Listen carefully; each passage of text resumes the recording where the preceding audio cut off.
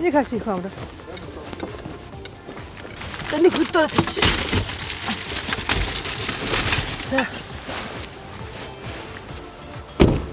За төвдлөх үү. Расирсан компани залуу амжилт сайн уу? Аврал мачин сайжин эзэм бүсгүй сайн уу? Автор нэрээ барьлах хийсэн залуу сайн уу? Автон уцаа хийсэн дуусан бүсгүй сайн уу? Бидний гинт ирэхэд тулгын чулууч байгаагүй газар туулайн бүжин унтаж байсан гэж Эрдэнэтийнхэн ярих юм. Бидний гинт ирэхэд сургуулийн барилга сая эхэлж суурийн чулууг нь тавьж байсан гэж Эрдэнэтийнхэн ярих юм. Залуу сайн уу? Улсын нийслэлээс нэг жамс хийлгүй туулсан 190 замын алжаал шинэхэн гэрийнхээ гадаа эрмэгц тайлагдав. Энэ бол амар сайхны гэр бүл. Тэд 7 жилийн мөрөөдлөө эхлүүлэхээр дөнгөж ирээд буйн энэ юм. Шууд ингэ аваад авч. За би ороод хаалга онгоолгож идэггүй. Ороо мэд. За 506 гэсэн дээ манайх чи. Нэг л удаа орж үзсэн шүү дээ одоо.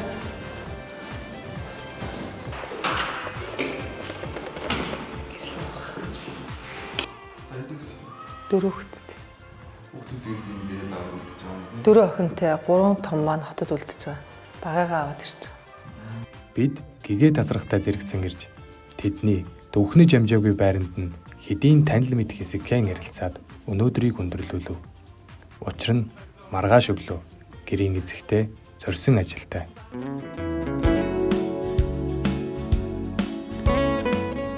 Ер нь бол манайха 2017 оноос хойш ер нь хөдөө нүүе гэдэг ийм зүйлийг манай нөхөр анх ярьж эхэлсэн.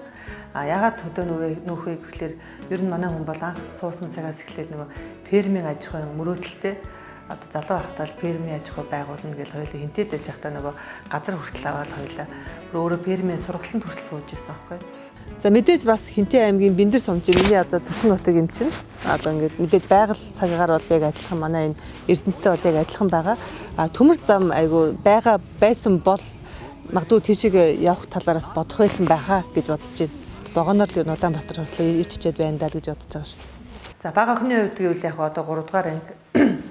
Би бас нөгөө нэг яг энэ сургуулиудаар зөндөө яваад хавар судалгаа хийсэн мөртлөө анги дүүргэл тим их байгаа гэж юусоо тооцоолсонгүй.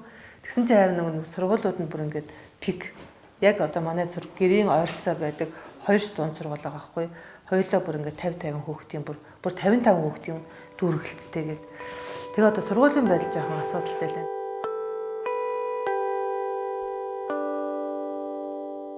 Хүүхдийн хувиргийг аваад л одоо явж байна да. Сургуулиас бүр шилжүүлээд авцсан.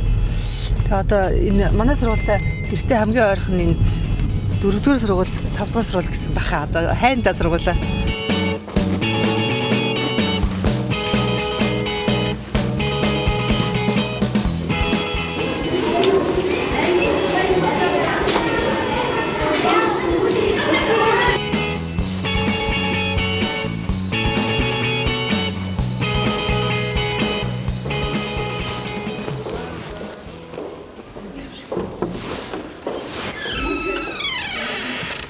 Манай багангийн менежертэй уулзах гэсэн. За ямар ч байсан юу юм бэ нэ? Орох захирал байхгүй гэдэг юм. Тэгээд хүүхдийн тоол амир ихлэх чинь хамгийн гол нь юу юм бэ? Бас бүрж авахгүй гэхгүй юм байна. Хамрал тойрох одоо хүрээ гэж байгаа шүү дээ, тийм. Хамрах хүрээ. Тэрийн 5 дугаар минут тэрөө амьдрдаг бол угаасаа яаж ч авах юм. Чи идэв хүүхдээ гэж. Тэр одоо хамгийн гол нь айц сургуульд орё гээд сургуулаа олцоо тэгээд юу болох юм бэ та. Харьяалаа ийм Монголыг заа бүртгүүлсэн байх хэрэгтэй юм. Ийшээ шилжиж ирдэг гэсэн. Тэгжээж авах юм байна. Сайн 5-аас өөр юм сургууль. Урдаа байдаг л гэж надад хэлсэн тий яахахгүй. Тийм. Бас нөө нэг 5 дугаар сургууль манай их хадын цооны урт талд хэдгээр сургууль нэглээ. Тий хажууханд нь 5 нөгөөх нь юу гэлээ? 14 юм байна тий. Ер нь тэр хоёр л хамгийн ойрхон уу? Тий 14 дэх сургууль. 14 дэх сургууль. Энд хоёр гурч энд л байгаа. За баярлалаа. Хол юм биш үү?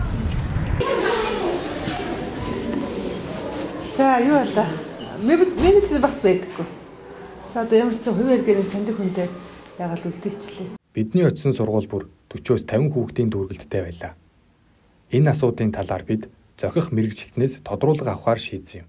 Ер нь бол боловсролын салбар гэдэг бол хүн төрөлхтний хүний гол салбар. Тэр энэ салбарын бодлогыг зөвхөн аймаг хэрэгжүүлдэг вэ? Энэ бол улсын бодлого. Өөрөөр хэлбэл манай Эрдэнэт хотод бодлого төлөвлөлт тооцооллын үедээ боломжтой. Ганцхан өөр зүйл бусад шалтгаанаас болоод өнөөдөр нэг ангид 40-50 хүүхэд сурж байгаа. Яг нэг ангид 40-50 хүүхэд сурж байгаа гэхээр зарим одоо сургууль ялангуяа багааны багш хомсдсон. Өнөөдөр өөрөөр хэлбэл манайх 1-р ангид 2500 одоо юунд авч байгаа гэсэн илсэлтээр авч байгаа.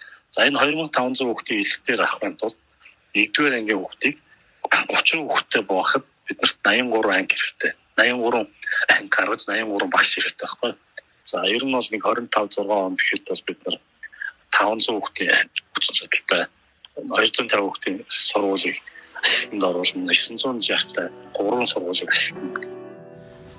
Сургуулийн коридор орон дүүрэн баттай үжлэг дэмжих. Тэгээд мод тарих тухай заавар зөвлөмж тэгээд ашиг тусрамжлаа. Тий, чи харсан энэ сургуулийн коридорт нэг бүр мод байсан уу бүр ингээд хоёр талдаа бүр тийм дотроо бүр юм модтэй. Тэр донд нэг хүүхдийн нэвтрүүлэг энэ төр хийгээд байгаа мó гэж би сарлаа. Гоё харагдсан шүү дээ яг тэр хэсэг нь. Ерөнхийдөө яг Эрдэнэт тийм моджуулт нэг айгу сайн хийгдсэн юм байна.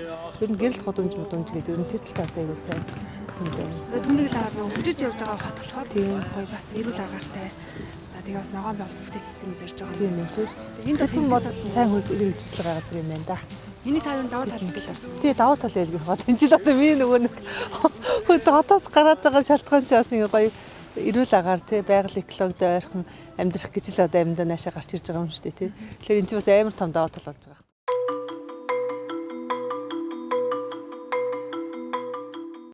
Тэгээд жоохон нурууны асуудалтай болоод хөдөлгөөн аягүй сайн хийхгүй болохгүй болоод. Тэгээд үнэхээр одоо энэ эрүүл амьдрал гэж одоо энд ирж байна да. За Орхон аймагт бол эрүүл мэндийн салбарын одоо хөгжил дэвшил бол 2009 оноос эхлүүлээд нэлээд хүчтэй хөгжиж эхэлсэн байна. Нэлээд дэвшилтэй технологи нэвтрүүлсэн, нутагшуулсан ийм байдлаар одоо хөгжөөд одоо 2024 оны байдлаар нийтдээ 25 төрлийн төрөлцсөн мэрэгжлийн 22 төрлийн үндсэн мэрэгжлийн тусны зөвлөгөөг үзүүлж байгаа. Тэгэхээр одоо тогтвортой хөгжил рүү одоо орох тийм ээ. Буцаад дэвшилт технологи нэвтрүүлэх юм үйл ажиллагаануудад бол мэдээж манай төрийн захиргааны төв байгууллага эрүүл мэндийн яамны бодлого төлөвлөлтүүд эдгээр бол чухал үүрэгтэй шүү дээ. Тэгэхээр тэднийг одоо тэр одоо бодлого төлөвлөлт зохицуултыг одоо аймагтаа татах тийм үйл ажиллагааг бол нэлээд эрчимтэй явуулах юм бол одоо утгагүй Улаанбаатар хот руу магадгүй гадаад руу бол хүмүүс явахгүй болох болно шүү дээ үйлшүүлж. Хүмүүс аягүй шилжиж ирдэг юм байна. Аягүй шилжих хөдөлгөөн ихтэй тэгээд бас нэг орон нутаг гэдэг утгаараа бас орон сууцны бас хүртээн жоохон бага байт юм байна. Тэгээд нэг байр гарна дороод эзэнтэй олчихно.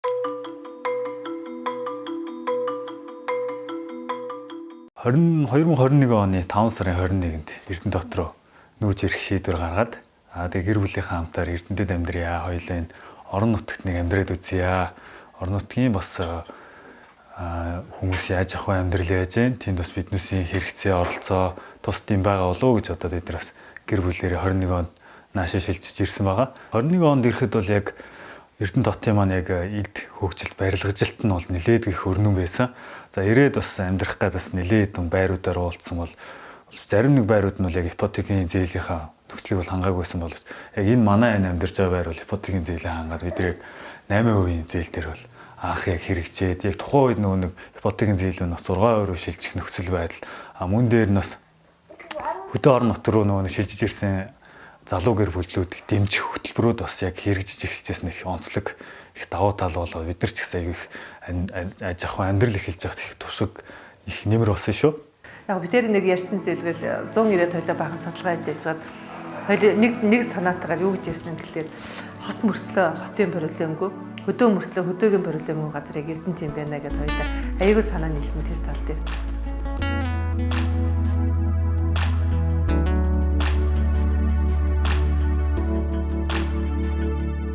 Биднийг энд ирэхэд тулгын чулууж байгаагүй газар туулайн бүжин унтаж байсан гэж Эрдэнэтийнхэн ярьж байв.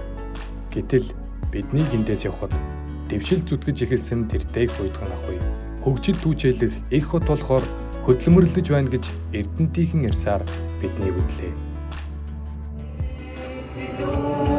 Хайрлах шүтэн үгүй их онос минь сайхан нутаг харж үгүй